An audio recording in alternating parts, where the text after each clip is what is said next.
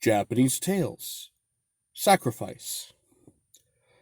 In the province of Mimasaka, there are two gods, Chusan and Koya. Koya is a snake, and Chusan a monkey. Each year, during the annual festive, these gods used to be offered a live human, and they had always gotten the sacrifice they required, a pretty girl with a handsome figure, long hair, and very fine white skin.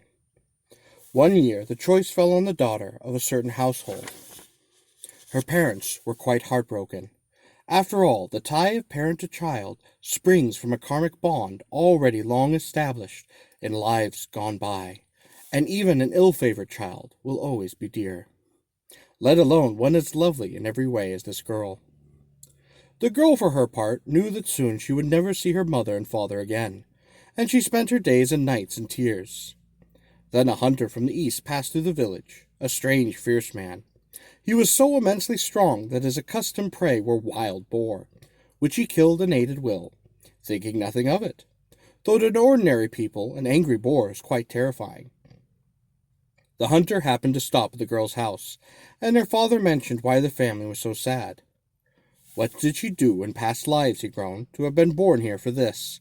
What a horrible fate, and I don't say so just because she's my own daughter, you know. She's so very pretty." The hunter took this all in. "The gods are quite harsh," he said, "but don't offer at the festival. Let me take care of her instead. She'll die otherwise. You don't want your only daughter cut up alive and set as meat before the god. That would be too awful. Give her to me." The father was quite convinced. Anything, after all, rather than let his daughter die so ghastly a death. So the hunter went to the girl. She was practicing calligraphy, but with a very sorrowful air, and her sleeves were visibly wet from the weeping. When she turned aside at his approach and hid her face modestly behind her hair, he saw that it too was wet with tears. Oh, how lovely she was! She looked so distinguished that it was hard to believe that she was just a villager's child. He fell in love with her, and decided to take her place at the sacrifice, though it might mean his own life. "I have a plan," he told the girl's parents. "Would you be sorry to die for your daughter?" "Of course not," they answered. "What good is life to us without her? Please do as you think best." "In that case, stretch a sacred rope around your house and tell people you begin purifying your daughter for the festival. Do not let anyone in, and be quite sure also to tell no one that I am here." He spent the next 2 days very happily with the girl, and meanwhile he chose the two cleverest of his dogs, which had all served him well in the mountains for years. And he trained them by sending them day in and day out to catch and eat monkeys. Since dogs and monkeys are natural enemies, the two would soon attack and kill any monkey they saw, and in fact they destroyed a great many in the mountains. The hunter, for his part, spent a lot of time sharpening his murderous dagger and sword. Often he sighed to the girl, "Ah, what a link of our past lives can have brought us together, to make me now offer my life for yours. I am happy to do it, but the thought of parting from you makes me sad." The girl answered in words of gratitude and affection. At last the festival day came, and the priest arrived at the head of a large throng to take charge of the victim. They brought a long chest, newly made, which they slid into the girl's room. "Put the offering inside as usual," they ordered, "and send her out to the god." Instead, it was the hunter who got in, with his dogs. "Listen, you two," he said, "I've given you a good life, and now it's your turn to look out for me. Understand?" He patted their heads lovingly, and they whined back, then lay down on either side of him. Next he had the weapons he had so carefully sharpened laid in the chest too, and then finally the lid was secured with strips of cloth, and the knots were sealed.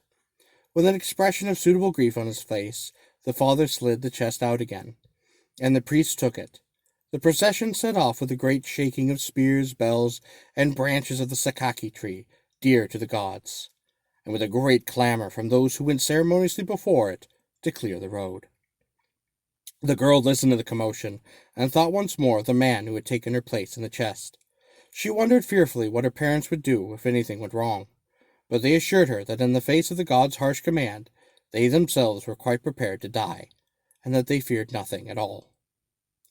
The offering was carried to the shrine. All the priests lined up in front of it, in order of precedence, and the chief priest solemnly intoned the divine invocation. Then he opened the sanctuary doors, slid the chest inside, and closed the doors once again. The hunter, meanwhile, had carefully pierced a peephole in the chest with his dagger, He now saw before him, in the seat of honor, a giant monkey, 8 feet tall, with a red face and a red buttocks, and long, glossy white fur. 200 lesser monkeys crowded around on either side, some with flushed faces, some with eyebrows excitedly raised, and all barking and chattering quite madly.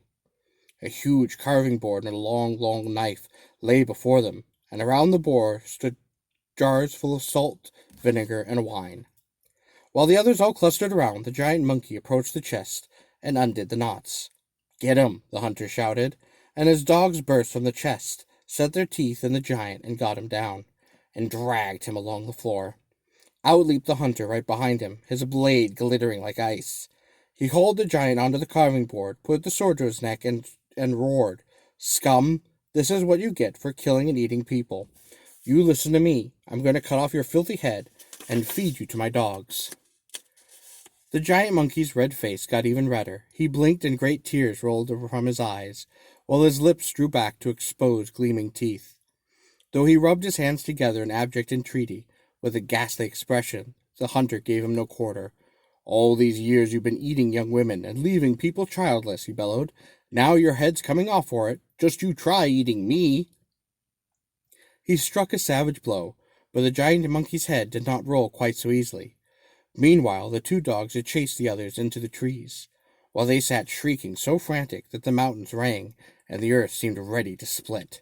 Next, the god possessed one of the shrine priests. "Never, never make me a live offering again," he howled. "The practice must stop. I've learned, oh, how I've learned not to kill humans. And don't harm the man who did this to me, or punish the family that was supposed to provide the offering. I will protect them and their descendants forever. But quickly now, please, beg this man for my life, for I am in terrible danger."